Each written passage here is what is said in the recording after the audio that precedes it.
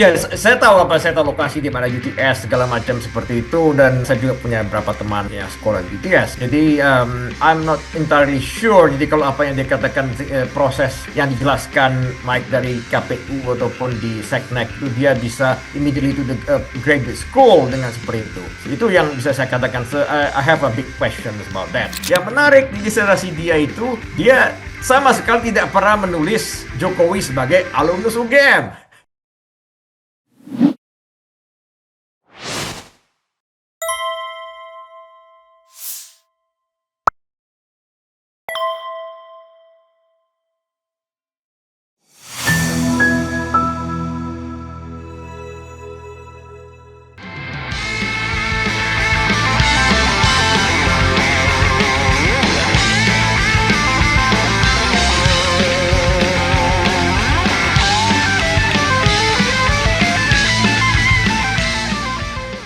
Assalamualaikum warahmatullahi wabarakatuh, Sobat RH sekalian.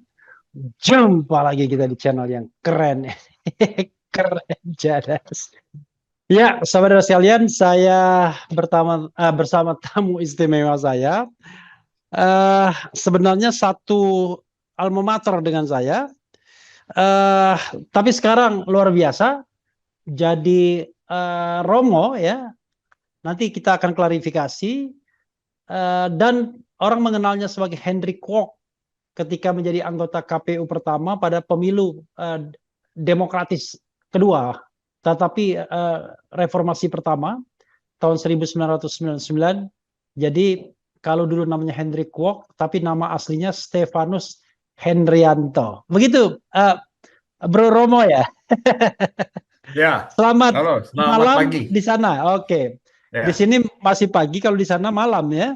ya, Oke, sehat ya, Bro ya? ya, sehat-sehat sini. Baru memasuki musim gugur di sini. Oke, luar biasa. Kalau di sini juga banyak juga berguguran. Musimnya tidak pernah ada, tapi banyak berguguran, terutama para yang mengaku idealis. Ya, Jadi saya nih mohon maaf Romo ya, walaupun ya, Romo betul-betul Romo ya kan, tetapi saya selalu mengingat Sobat era sekalian, Romo Henry ini kebetulan adik angkatan saya di Fakultas Hukum UGM, bedanya 3 tahun, tetapi ya jauh lebih pintar dia. Dia sekarang menyandang PhD dari Washington University ya, Romo. University Washington ya. University of Washington ya. Kemudian sekarang menjadi, barangkali little bit bisa dijelaskan status atau pekerjaan Anda sekarang. Lalu memilih menjadi Romo, atau Romo itu pastor atau pendeta? Pastor mungkin ya. Silakan. Ya, ya, di Indonesia pastor seperti itu sebenarnya. Iya, Itu ya. iya, Oh, ya, selamat pagi nih Bang Refli. Terima kasih nih sudah kasih iya, kesempatan bicara. Ya, kita ketemu mungkin 20 tahun yang lalu terakhir ya, sebelum Anda ke Notre Dame waktu itu untuk iya. S2 ya. Ya, saya sedang penelitian lapangan waktu itu di Indonesia, kemudian saya menyelesaikan disertasi saya, dan habis itu saya masuk seminari, memutuskan untuk menjalani kehidupan uh, kehidupan sebagai seorang imam ya di gereja Hmm, Katolik. Eh, hmm. ya, tapi saya masuk Serikat Yesus, yang mana ya tugas kita sedikit berbeda tentu, karena Romo-Romo Yesuit itu kebanyakan kerjanya di bidang pendidikan. Jadi saya saat ini masih mengajar, meskipun eh, saya tidak eh, mungkin tidak aktif atau seperti itu di politik dan sebagainya. Tapi saya masih berkecimpung di bidang hukum juga. Saya mengajar di Fakultas Hukum di eh, Creighton University di Omaha, Nebraska saat ini. Ya, Oke, Nebraska, negara bagian Nebraska ya? ya, negara bagian Nebraska, kotanya Omaha. Ya, ini tidak terlalu Omaha jauh ya. dari tempat Anda dulu di Indiana ini. Ya Oke, sekitar 6 jam lah dari Notre Dame ke sini kalau nyetir. I see, I see. Ya. Kota yang dingin sekali pasti di situ ya. Notre Dame, saya pengalaman terakhir tuh minus 20 derajat Celcius tuh yang paling dingin. Kalau di sana berapa? Ya kurang lebih sama, sini di sama Midwest, suhunya sama, teksturnya sama, Midwest. ya kota Oke. kurang lebih sama seperti South Bend di Notre Dame lah, tempat Oke. Anda sekolah dulu. Sama sepinya maksudnya. Ya, sama sepinya juga itu. Ya, saya Ya, juga pernah di Notre Dame, jadi 10 tahun kemudian, setelah Anda kan 2006 di sana kan. ya, Nah, ya. 2015, 2016 itu saya di Notre Dame. Itu ketika itu saya, Oke. ya, Apa? Mengajar atau belajar? saya ada visiting scholar position. Saya menyelesaikan buku saya yang pertama tentang Mahkamah Konstitusi yang Oke. sudah terbit sekian tahun yang lalu. Sebenarnya dikutip oleh Profesor Mahfud di sidang MK Ya. waktu Pilpres kemarin, meskipun tidak ada yang peduli. Oke. Ketemu Douglas Castle di sana enggak? Masih sempat.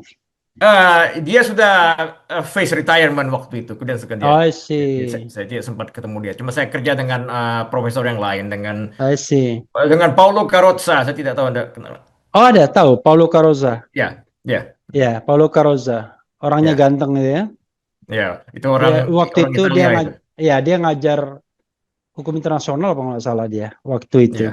Hmm, Oke, Bro Henry ya, Bro Romo, whatever hmm. I want to say, jadi nggak apa-apa ya. Ya, silakan. Oke, begini, Anda menghubungi saya dalam 2 atau 3 kesempatan dan sayangnya kita terputus ya, nggak Ya. sempat kita realisasikan. Dan yang Anda sampaikan itu, wah soal yang ngeri-ngeri sedap juga ya. Soal ijazah ya, soal pejabat Indonesia yang wah diduga ijazahnya bodong tuh sebenarnya. Ya. Kalau Anda mau spill silahkan ya, tanpa menyebut nama silahkan, menyebut Ya. nama we don't know exactly bagaimana karena kan misalnya universitas itu digebrek ya kan, digerebek. Ya. Lalu Ya. kemudian ada orang yang pernah kuliah di sana, it doesn't mean dia ijazahnya bodong, tetapi itu hanya satu kausalitasnya. Ya. Berikutnya Anda kemudian mengeluhkan teman-teman Anda. Jadi saudara Hmm, sekalian, saya ingin ya. katakan sedikit, Romo Henry ini ya, dulu Henry Kwok kita mengenalnya, dia anggota KPU, wakil dari PRD, Partai Rakyat Demokratik pimpinan Budiman Hmm. Sujatmiko. Ada Andi Arief, ada Budiman Sujatmiko, ada siapa lagi yang pernah jadi komisaris Telkom itu? Mugianto. Mugianto ya, ada Nezar Ya. Patria gitu. Nezar ikut Ya. juga ya.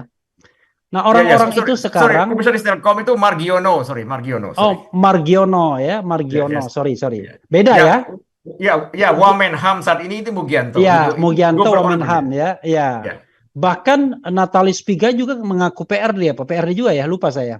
wah, saya tidak tahu dia pernah PRD itu, saya nggak tahu Oh, dia oke. Saya mengaku. kita cabut ya. Ya, Arya Sinulinga juga pernah no, PRD no, no, enggak? dia No, juga no, tidak no. pernah PRD. Oke. Nggak itu Dan yang, Anda sedikit mengeluh, ya kan? hmm, Waduh, kok terbalik sekarang? Saya yang dulu kurang garang di lapangan, kok sekarang terbalik? Mereka menikmati jabatan. ya, Budiman sebagai ya, kepala Badan Pengentasan Kemiskinan, ya kan? hmm, Apa tadi? Mugianto, ya, Mugianto sebagai wah, Wamen HAM, ham, ya kan? ya, Kemudian Nezar Patria Wamen apa gitu ya? Kominfo, Kemudian ya, Kominfo, apalagi bukan sekarang Komdigi, oh, Wamen Komdigi ya. Komdigi, ya. Hmm, Siapa hmm, lagi yang saya sebutkan? Andi Arief sebagai komisaris PLN, ya. ya, Dan lucunya mereka bekerja sama dengan orang yang dulu sangat mereka kritik ya, karena bagian dari rezim Orde Baru Prabowo hmm, Subianto. Itu yang kedua. Yang ketiga, Anda juga bicara mengenai saya ingin spill sesuatu tentang ijazah Jokowi. I don't know exactly kenapa Anda ngomong begitu. Nah, dari 3 hal tersebut, ya kan, silakan Anda mau memulai yang mana yang paling merasa comfortable gitu untuk kita mulai. Silakan. Eh, ada satu lagi yang lupa sebenarnya Bang Refli ini tentang apa? Saya lagi impeachment Gibran. Oke, oke, ya, Ya, impeachment Gibran, ya, oke, itu empat ya, hal. empat Silakan, hal. empat Ya, hal tersebut, gitu. ya, Jadi ya empat mungkin, hal tuh within unlimited time, ya, ya. bukan limited, Eh, unlimited. nggak tahu dari mana kita mulai dulu ini. Yang menjadi concern Anda paling paling mutakhir mungkin.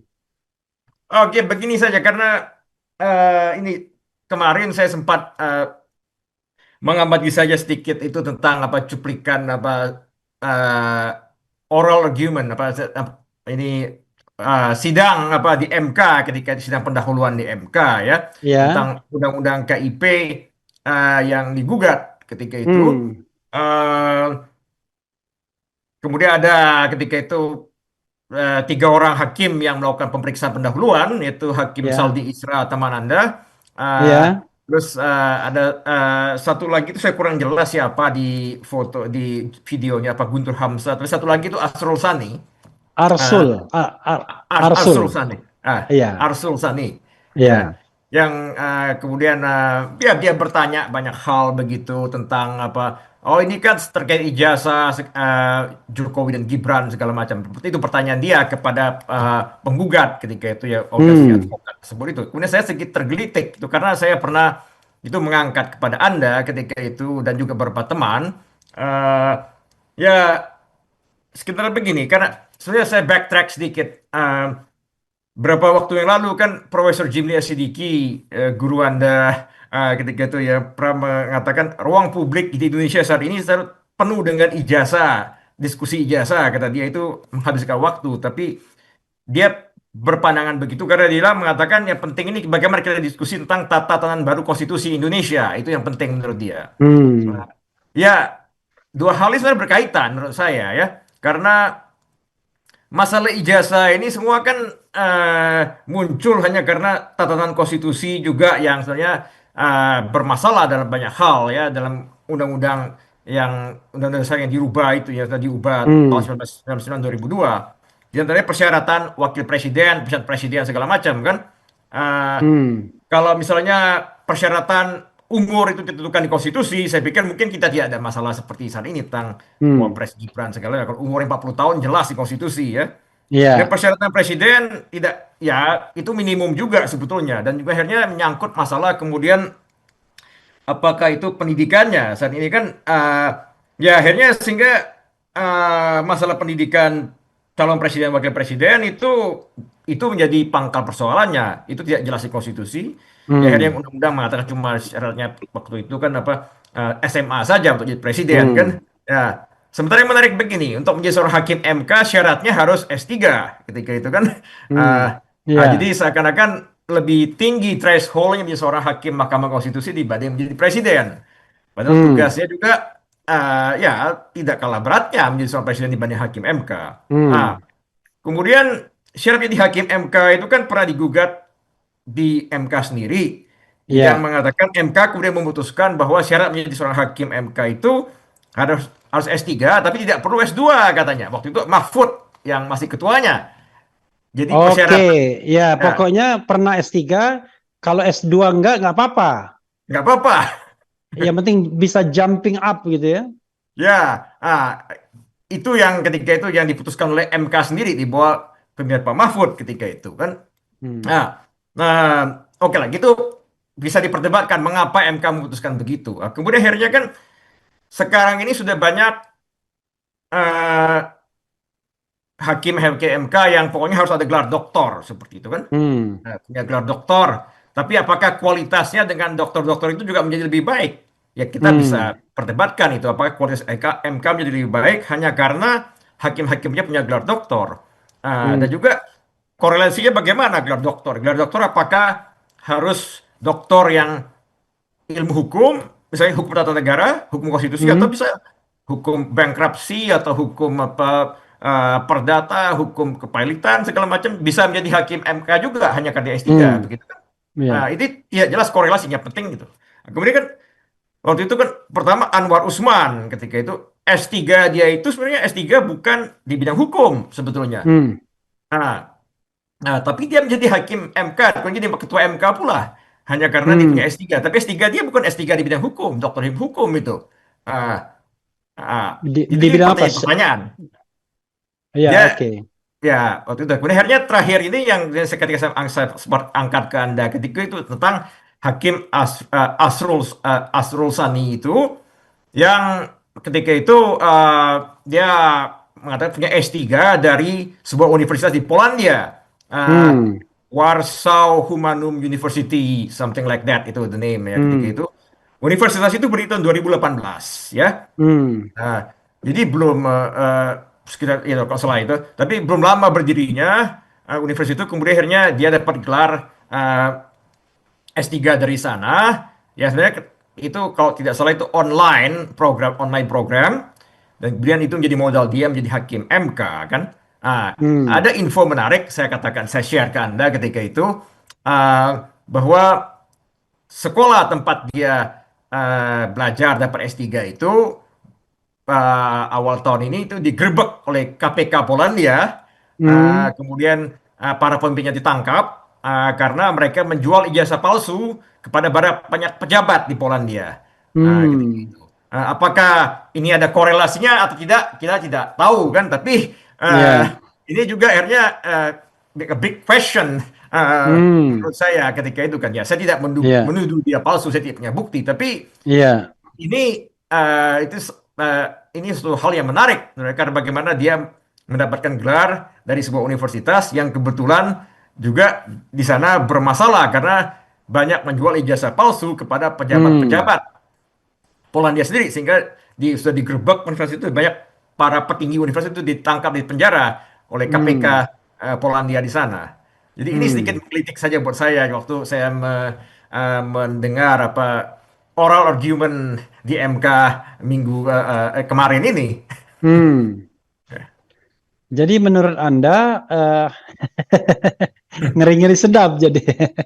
Ya, Bisa jadi kalau diverifikasi ijazahnya juga bodong jangan-jangan. ya, ya perlu diverifikasi, mungkin ini perlu nih.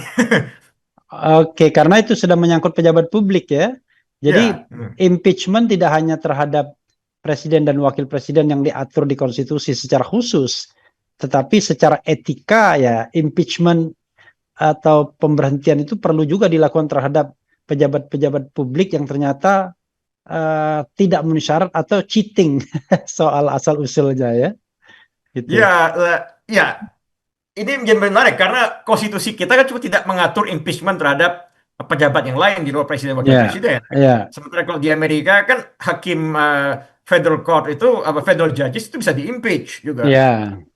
Juga sama di negara lain, juga beberapa negara di Filipina juga bisa. Hmm, Itu impeachment itu bukan hanya buat presiden wakil presiden, tapi juga hmm, hakim agung, hakim hmm, konstitusi ya. Tapi di kita kan tidak ada mekanisme itu.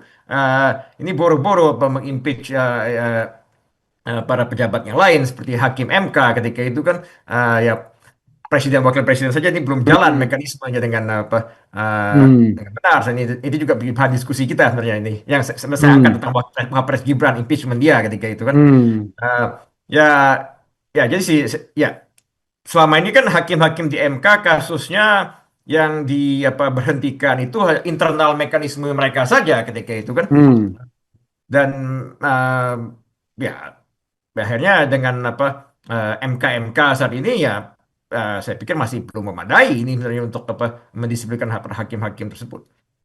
Tetapi sebenarnya bisa jadi kan kalau kita laporkan sebagai pelanggaran kode etik, tapi masalahnya memang siapa yang akan melakukan investigasi? Apakah MK-MK permanen itu mau dan mampu melakukan investigasi untuk kasus ini? Ataukah jangan-jangan investigasi tiba-tiba dibebankan kepada pihak yang mengadukan? Itu seperti kasus Anda terhadap waktu itu Pak Mahfud kan? Ya, Akil Muhtar waktu itu kan, Ya, ya, tapi waktu ketuanya maksudnya ketuanya Pak Mahfud.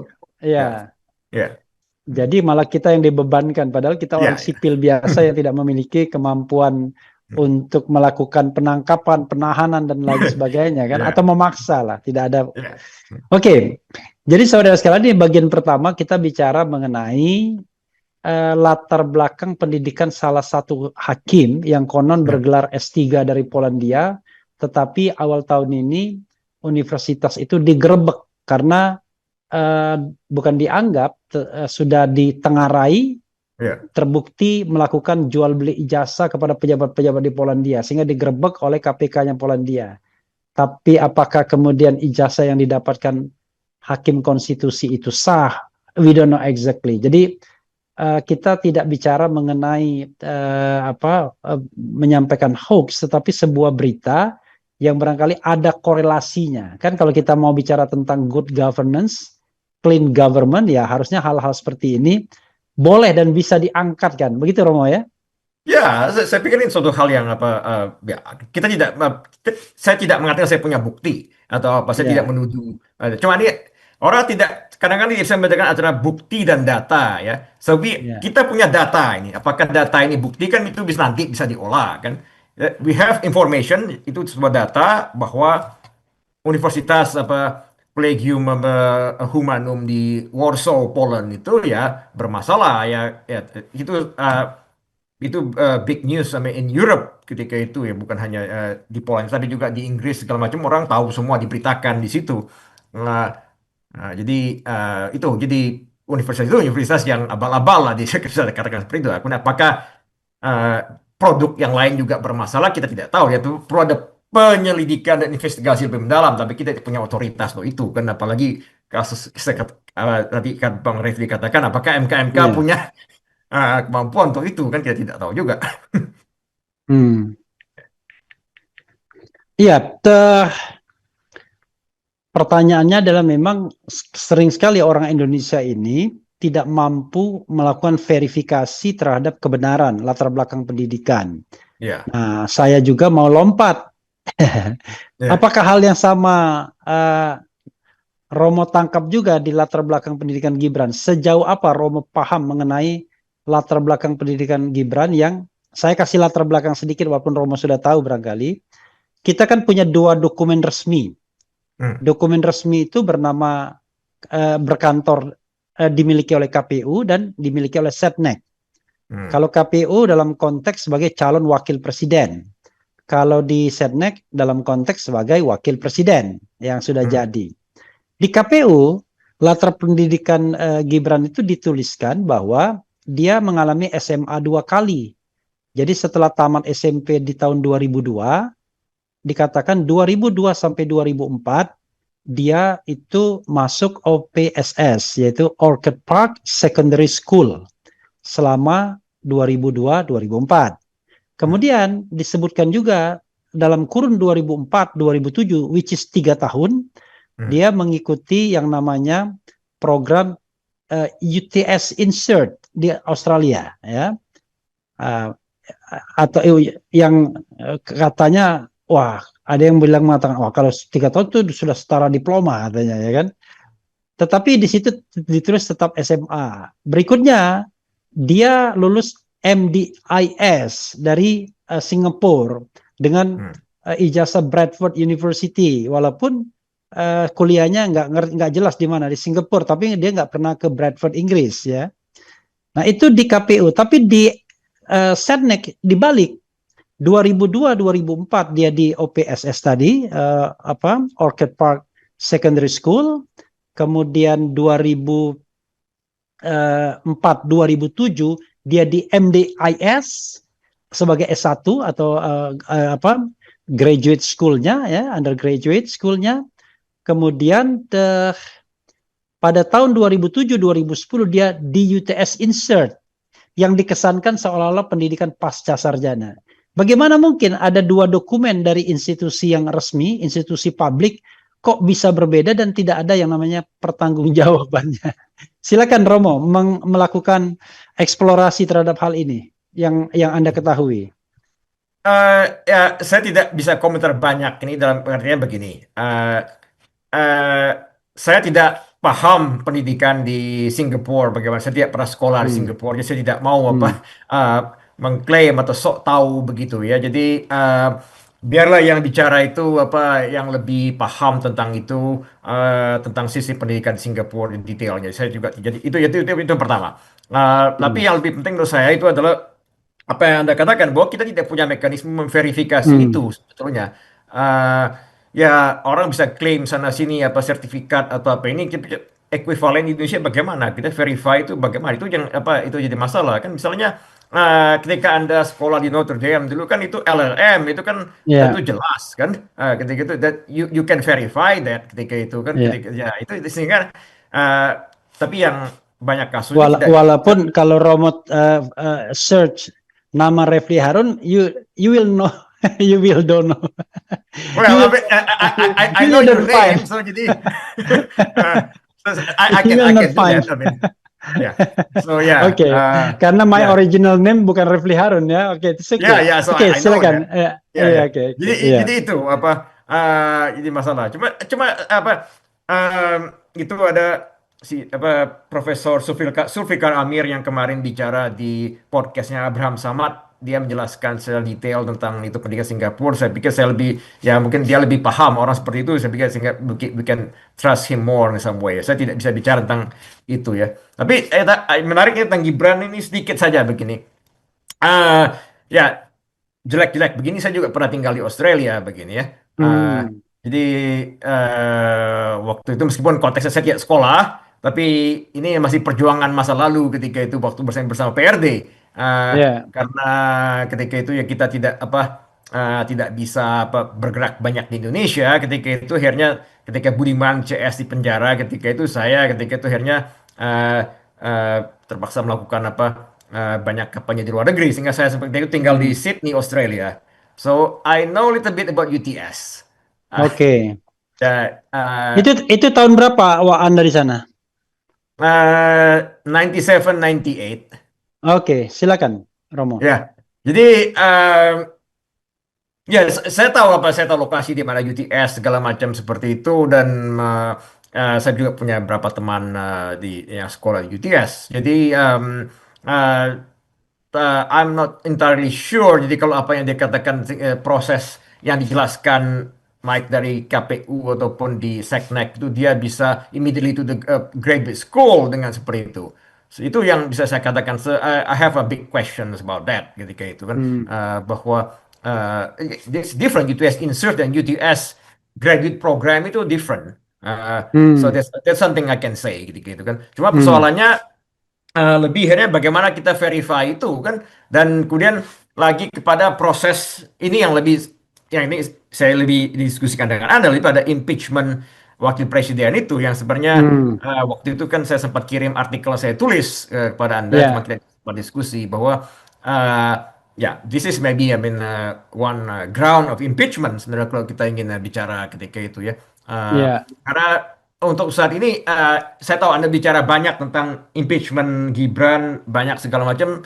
Eh, ya, agak susah dibuktikan yang lain-lain sebenarnya begitu ya. Meskipun Hmm, banyak mengatakan itu sebenarnya gampang dibuktikan atau apa, tapi ya tidak terlalu mudah juga menurut saya yang untuk yang tuduhan-tuduhan yang lain seperti Fufu Fafa ataupun hmm, yang apa kejahatan ekonomi segala macam itu hmm. seperti itu ya. Ya, Eh, ya persyaratan jadi wakil presiden itu lah mungkin saya pikir yang bisa ya bisa dijadikan impeachment ground untuk dia ketika itu hmm, ya untuk di impeach.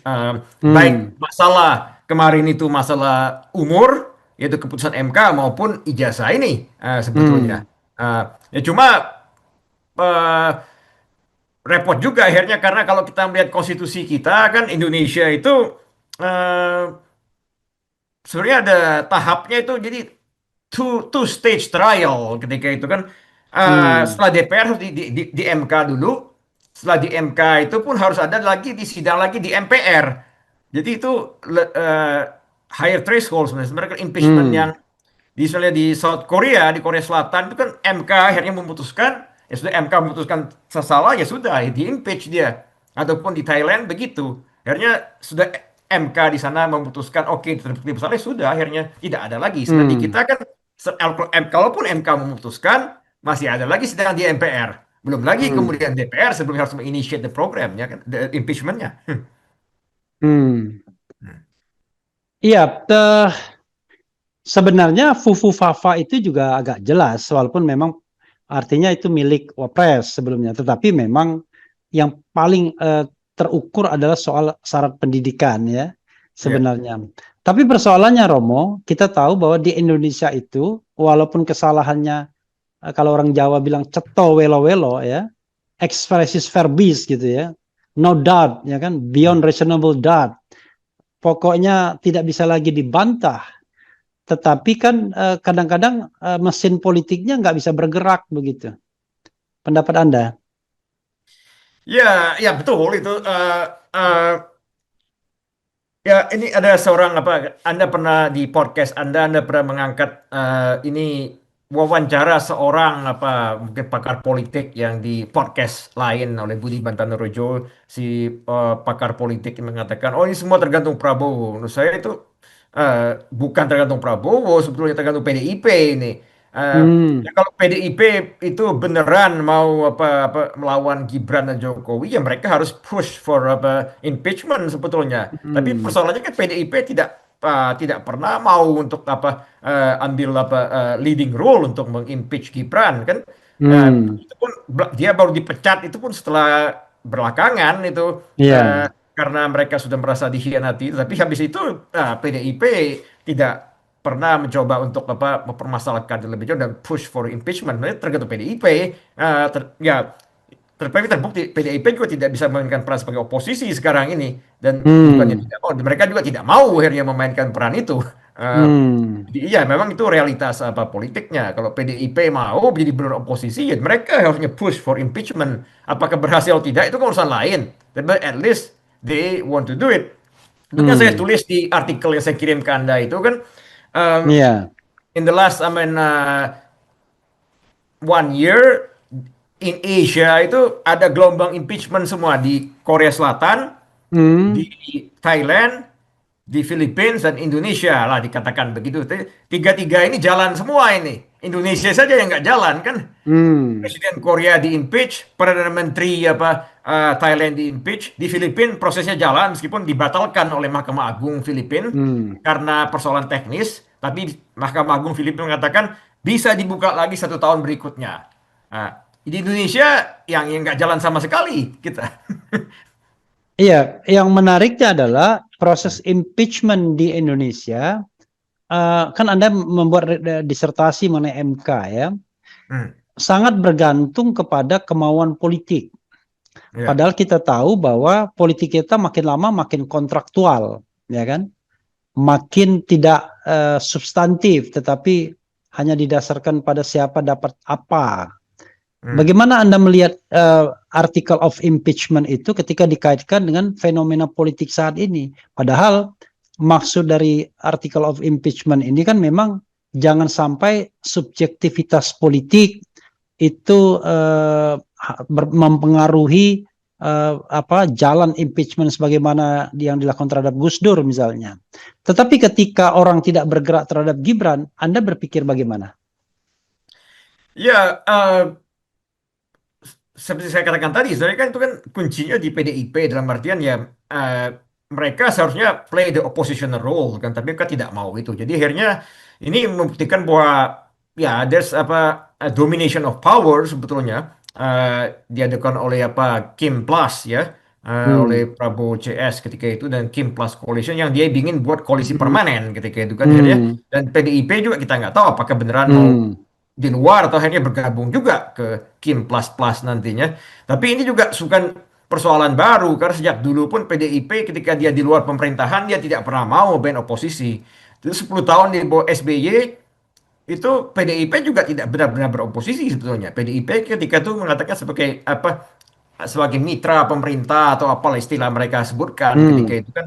Tapi mereka bukan sebagai peroposisi. Akhirnya mereka selalu mencoba untuk kembali back to power kan dan setelah Hmm. SBY kan mereka mencoba kembali dengan Jokowi akhirnya ketika itu sebagai apa orang yang dijadikan petugas partai dan akhirnya meskipun dia bukan kader PDIP ketika itu Hmm. as long as we can go back to power sehingga Iya. akhirnya ya memang kalau konteks seperti ini sangat transaksional ketika itu kan ya Hmm. eh, ketika sudah ada pemenang semuanya langsung bergabung ke situ ke Iya. pemenang jadi grand coalition seperti itu ya tidak agak susah untuk impeachment akhirnya jalan. Ya, sekarang kalau kita bicara aktor impeachment ya, menurut Hmm, Anda ada orang mengatakan tergantung Prabowo, sebagaimana Anda katakan tadi dengan mengutip hmm, podcast saya sebelumnya. hmm, Tapi ada juga yang mengatakan itu kan bergantung pada elit-elit politik di partai politik. hmm. Ya, terutama 8 partai politik yang ada di parlemen. Lalu ngapain kita memilih wakil-wakil rakyat ya kalau begitu? Silakan. Karena di antara 8 itu bukan wakil rakyat tuh sebagian besar kan. Yang wakil rakyat Oh, nggak ada malah, ya kan? Coba bayangkan. Jadi impeachment itu tidak ditentukan oleh wakil rakyat, tapi ditentukan kekuatan di luar wakil rakyat. Padahal konstitusi mengatakan itu adalah kekuatan DPR mestinya. Silakan. Ya, ini kan menunjukkan suatu persoalan di apa tatanan politik Indonesia dan juga apa masalah konstitusi ya konstitusi secara apa bukan secara apa khusus written text tapi secara apa Hmm, luas ya. Ya, sebenarnya kalau Anda pengalaman Anda di Amerika waktu di sini Anda bisa mengamati kan bahwa sebenarnya ketua partai itu di sini tidak terlalu penting perannya itu ya Republican Party ya, atau apa Democratic Party ketuanya nobody really know ketika itu karena ya. peran mereka tidak penting akhirnya ketika itu kan. Hmm. Tapi di Indonesia itu kalau sudah jadi ketua partai sangat apa dikdaya sekali perannya sehingga melebihi sehingga eh, caucus Ketua misalnya partai di. itu suaranya 100% Iya. di Misalnya partai kalau itu. di in Amerika, in the US kan itu kan eh, di Senat itu kan ada pimpinannya sendiri atau di House Ya. Representative kan ada. Itulah yang mereka yang menentukan sebelumnya kekuatannya karena Hmm. di parlemen ketika itu apa eh, the chair of majority misalnya Mitch McConnell atau di Republican Party atau ya misalnya ya dulu ya sekarang itu sudah apa Senator Jim Thune ya, ketika itu kan ya dia lah mereka memegang peran atau di eh, sebaliknya di apa the House Minority Leader, Majority Leader mereka lah yang memberikan peran bukan ketua partai. Ya akhirnya jadi ya tapi di Indonesia memang sudah apa begitu saat ini Hmm. ya jadi dia emang susah untuk di apa impeachment jalan akhirnya. Jadi apa yang Anda sarankan ya agar kemudian bukan impeachment itu jalan, tetapi cara untuk melakukan verifikasi terhadap kebenaran sebuah dokumen ya yang merupakan syarat untuk menjadi calon presiden dan wakil presiden ini itu bisa eh, memenuhi asas-asas pemerintahan yang baik ya, transparan, accountable ya. Karena yang terjadi adalah seolah-olah ada upaya untuk menutup-nutupi ini sehingga debat publiknya gila-gilaan, tapi Nah, transparansi dari institusi negaranya tak ada gitu. Silakan. eh, saya tidak punya solusi ad hoc atau apa ya karena ini ya saya pikir ini sudah realitasnya sudah susah. Bagaimanapun dicecar akan susah juga ya baik institusi kenegaraan seperti KPU dan sebagainya yang apa yang menutup diri ataupun segala macam sehingga susah kita cari informasinya ketika itu. Dan juga mereka juga tidak punya keinginan untuk verifikasi kebenaran dokumen-dokumen tersebut. Dan juga institusi-institusi apa yang terlibat seperti UGM sekalipun tempat kita pernah kuliah Hmm. ketika itu kan Ya. yang juga uncooperative to some extent itu bisa kita perdebatkan lah bagaimana ya nanti kita bisa bicarakan lagi ketika itu. Tapi yang lebih penting yang saya katakan seperti Pak Jibli katakan itu waktu dia pidato itu kan di forum apa saya lupa itu ya dia mengatakan oke debat publik penuh dengan ini yang penting ini bagaimana kita melihat tatanan konstitusi baru itu saya pikir yang bisa kita bicarakan yang lebih penting the new apa constitution dalam artian begini uh, James Madison dan Jefferson itu pernah berdebat ketika itu kan waktu Hmm. penyusunan konstitusi Amerika. Perdebatannya begini ketika itu Jeffersonian dan Madisonian kan apa uh, mereka mengatakan bagaimana ini the Jefferson want the constitution to last ketika itu apa forever ketika itu kan harus Hmm. uh, sementara Madison mengatakan setiap generasi itu harus membuat apa konstitusi sendiri dalam artian Hmm. dia katakan usianya 20 tahun itu maksimum sehingga generasi baru bikin konstitusi baru kata dia. Tapi Hmm. akhirnya kan yang menang Jefferson ketika ya Ya. US Constitution Ya. that things that last things that 100 more than 100 years now ketika itu kan ya satu konstitusi yang paling sulit diubah ketika itu. Hmm. Saya pikir saya lebih cenderung yang apa Madison approach dalam artian ya every generation have to that define their own constitution. Ketika itu kita jangan Hmm. terikat lagi. Ini konstitusi 2002 ini kalau dikatakan 2002 ya mau disebut konstitusi Ya. 2002 itu sudah lebih dari 20 tahun dan terbukti Ya. sebenarnya tidak berhasil membuat tatanan Indonesia yang baru karena Hmm. banyak uh, kesalahan yang mereka buat ketika banyak kompromi segala macam itu ya. Sehingga akhirnya it's time for the new generation to draft their new constitution. Ketika itu termasuk generasi kita lah, generasi Anda juga.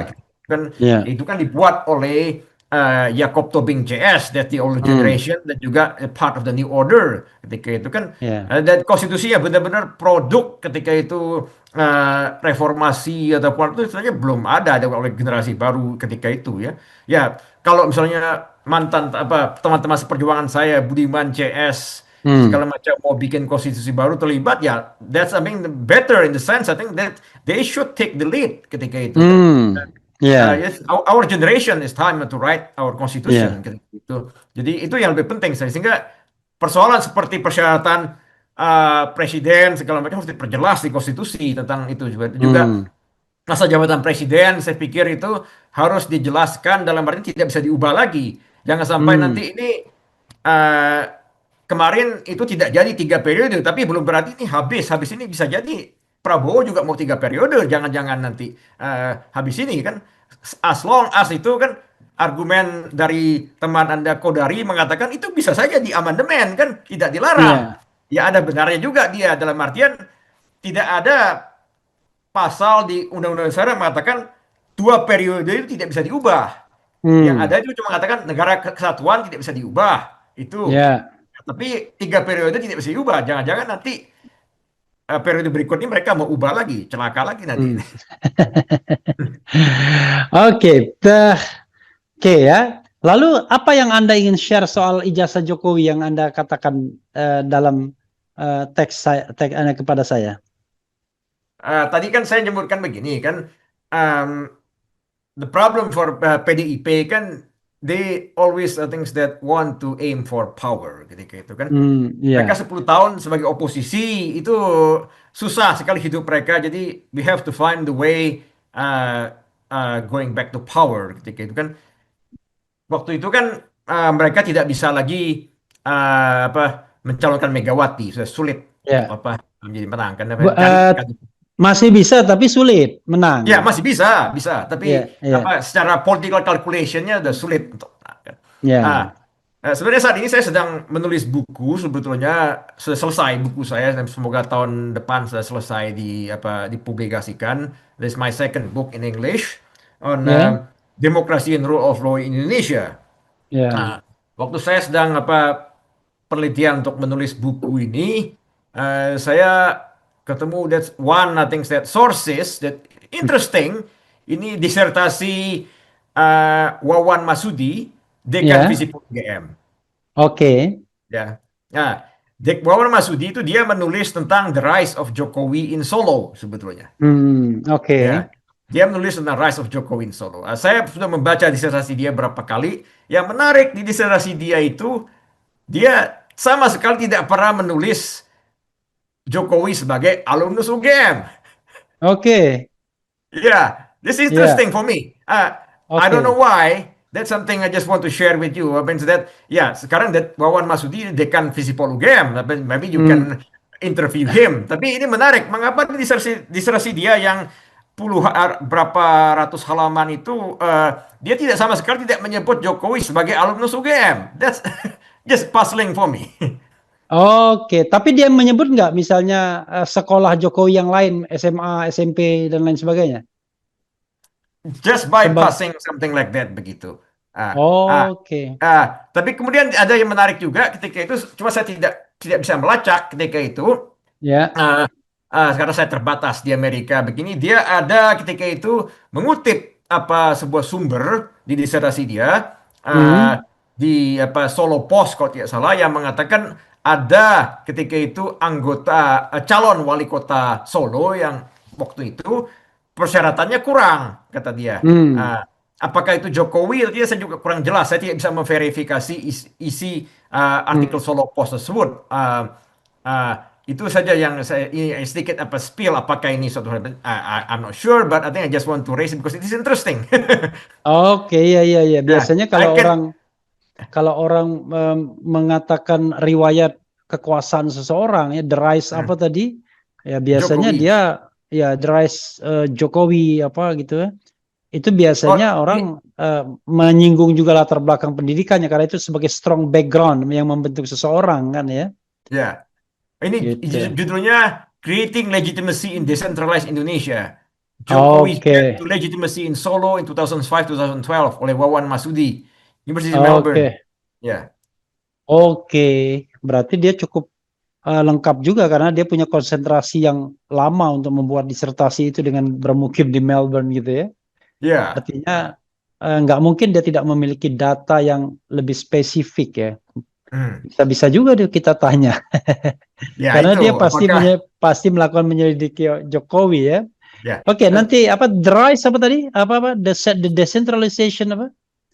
Oke, ini saya bacakan lagi judulnya. Ya. Uh, Creating Legitimacy in Decentralized Indonesia. Jokowi Oke.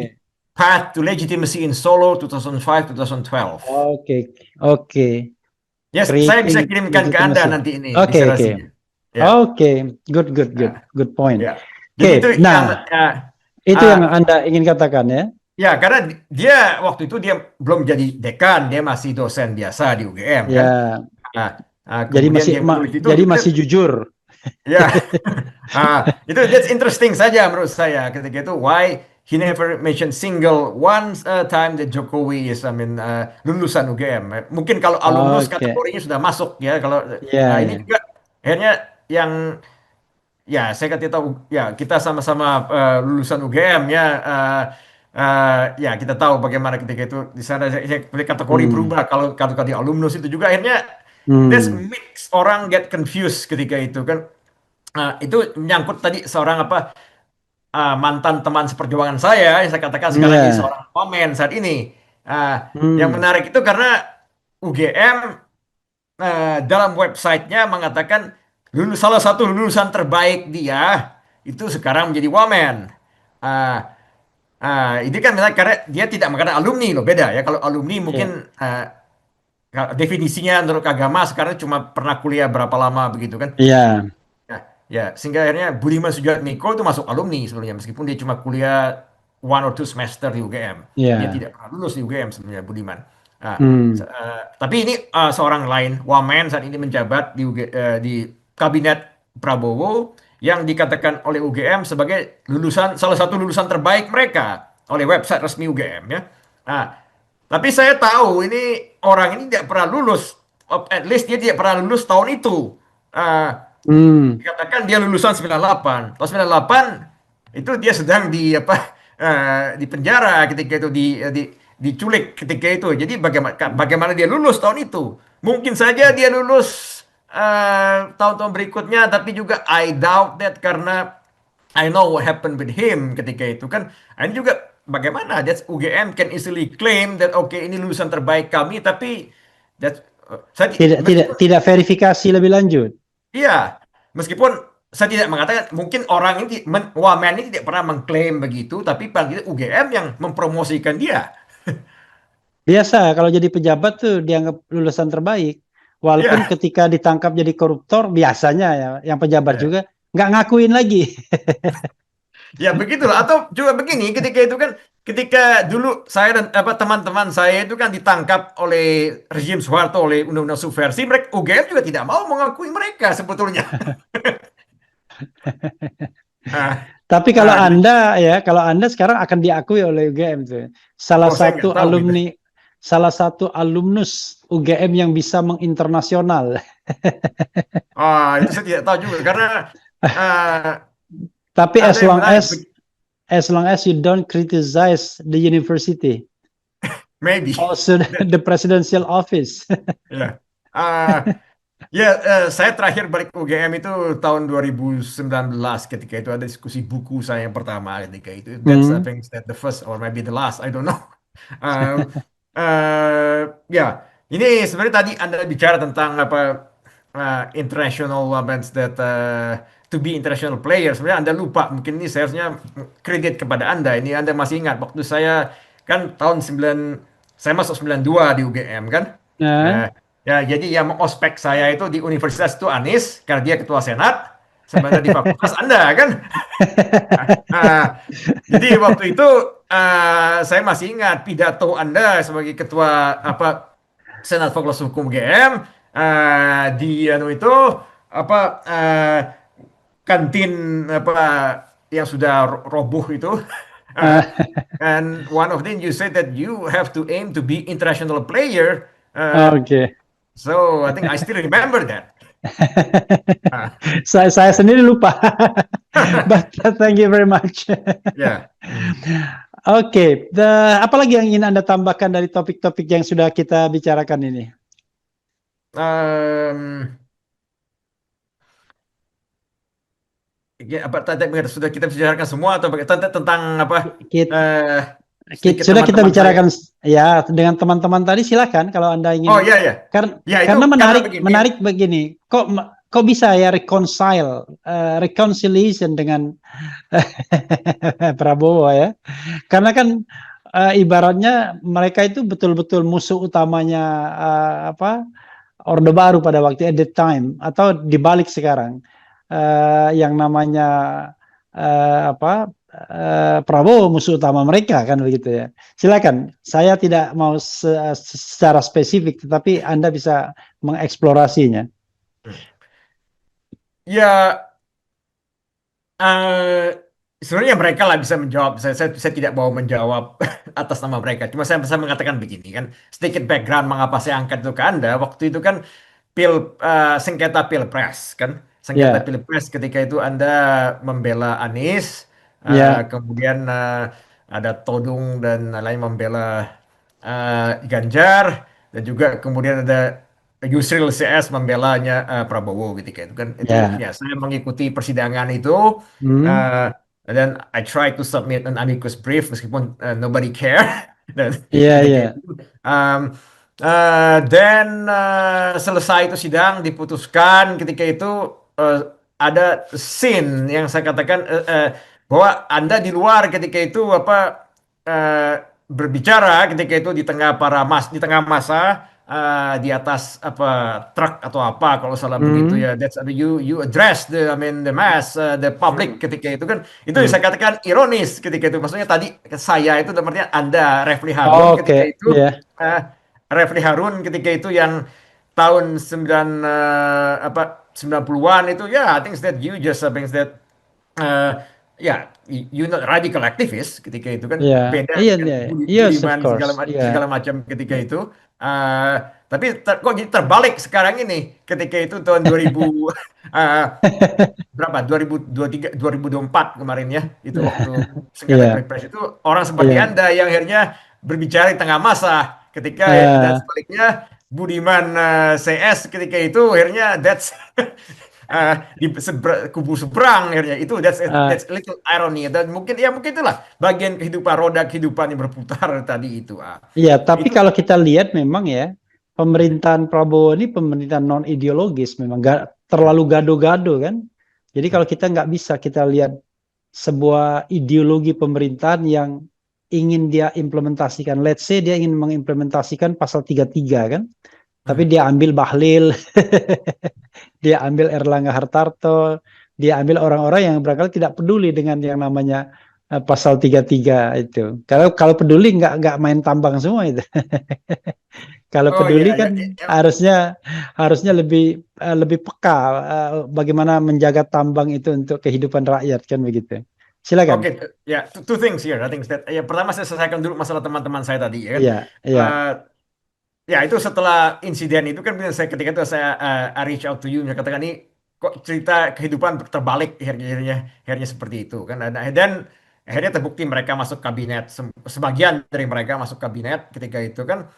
Ya oke lah begitu ya, saya mengatakan mungkin eh, banyak yang berubah, usia bertambah ketika itu kan, eh, kebutuhan apa bertambah, punya istri, punya anak segala macam ya, akhirnya memutuskan untuk apa how to means that earn Hmm, income segala macam ya, dengan hmm, cara apa menjadi pejabat hmm, mungkin begitu hmm, ya, ya mungkin ya hmm, oke itu that's I mean maybe legitimate, you can say that begitu kan. hmm, Em, eh, Ya, meskipun akhirnya eh, saya pikir mereka terlalu cepat puas saja kalau berkuasa. Benar. Hmm. Artinya kader-kader PD kan cuma jadi wamen saja, tidak ada yang jadi menteri sekalipun itu. Memang banyak Hmm. wamen ketika itu kan, tapi Ya. none of them is the minister. Ya kalau mau akhirnya benar-benar berkuasa ya sekalian lah, jangan tanggung-tanggung kan. Hmm. Ya, begitu kan. Tapi terlalu cepat puas mereka menurut saya pun kalau begitu ya. Dan itu satu. Lalu yang kedua juga, Padahal harusnya ini masa kader-kader segenerasi kita untuk berkuasa harusnya ya. Karena ya, kalau I kita think that, lihat ya. kalau lihat kita Bahlil misalnya yang lebih muda dari kita, Hmm. kok dia bisa gitu. Tapi orang-orang seperti Budiman, kemudian Nezar tidak Ya, memainkan role yang lebih hebat dari Bahlil misalnya ya.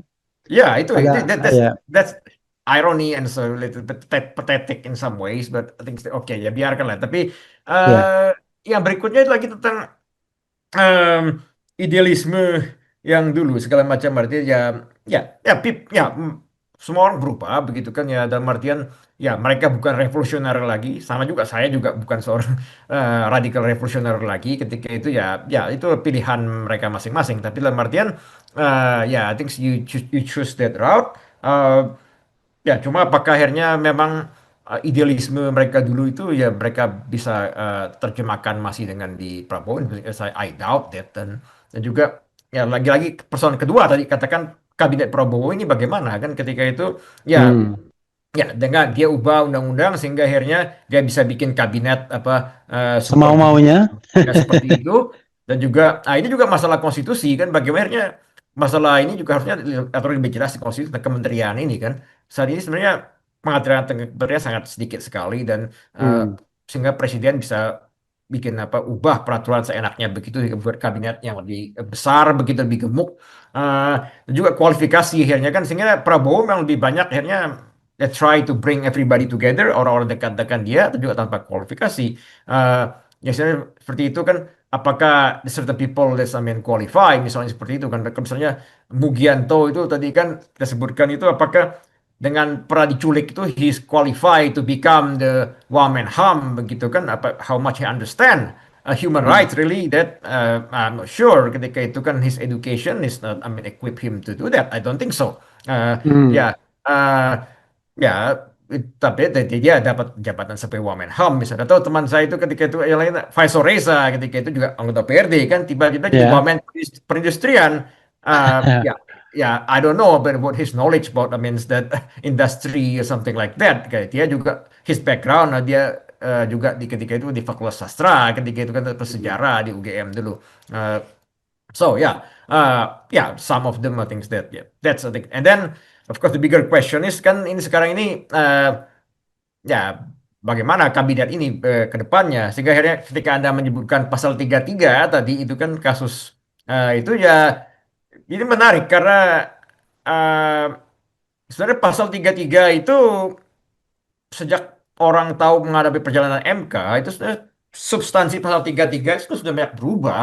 Dalam hmm, artian sejak zamannya Pak Jimli MK-nya itu sudah mengatakan interpretasi yang berkali-kali terhadap apa uh, pasal 33 mulai dari undang-undang listrik segala macam yang sebenarnya change the narrative and substance of Article 33 sebetulnya. Cuma retorika politik akhirnya tidak tidak berjalan akhirnya dengan itu. hmm, Interpretasi MK itu akhirnya tidak digubris sama sekali dalam political practice sehingga akhirnya begitu kan. hmm, Ya ya sehingga akhirnya memang retorika lagi dalam pemilu debat pilpres bukan yang ini debat pilpres sebelumnya itu Prabowo dan Jokowi dua-duanya ketika itu bicara tentang pasal 33 artikel ya, 33 jadikan ya, kampanye mereka tapi mereka tidak menyinggung sama sekali putusan-putusan MK yang sudah mengubah sebetulnya pemahaman tentang pasal 33 sendiri.